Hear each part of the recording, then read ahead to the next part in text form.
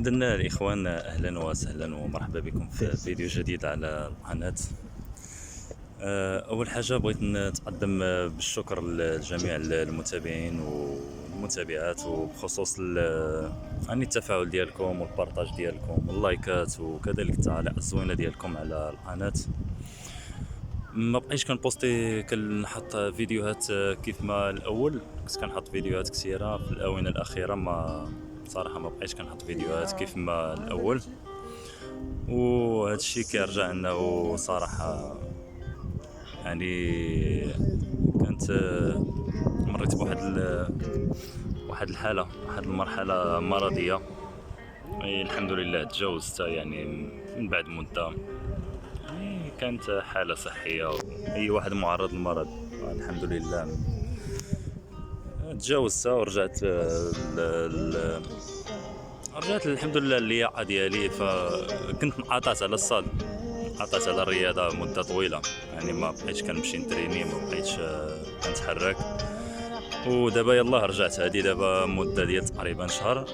الحمد لله الحمد لله الامور ماشيه مزيان، يعني مع التغذيه ومع التدريب الحمد لله ريكوبيريت، والحمد لله كاين تحسن. فان شاء الله الفيديوهات القادمه غادي تكون ان شاء الله فيديوهات جميله، وغتكون فيديوهات زوينه. غادي يكون محتوى اللي هو رياضي ان شاء الله، يعني غادي نبارطاجي معكم ان شاء الله فيديوهات داخل، يعني غادي يكونوا تدريبات ان شاء الله داخل الصاله، وكذلك تدريبات خارج الصاله.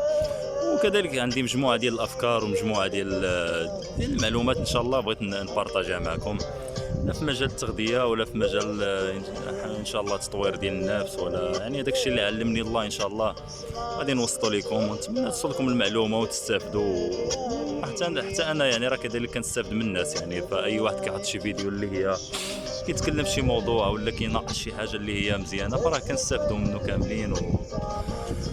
كان هذا هو فيديو اليوم ان شاء الله. نتمنى يعني يكون عجبكم ان شاء الله، وانتظروا ان شاء الله غادي يكونوا فيديوهات قادمه ان شاء الله، تكون ان شاء الله فيديوهات جميله يعني في جميع المجالات ان شاء الله.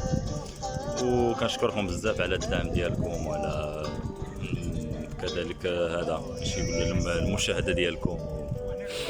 الى فيديو قادم ان شاء الله.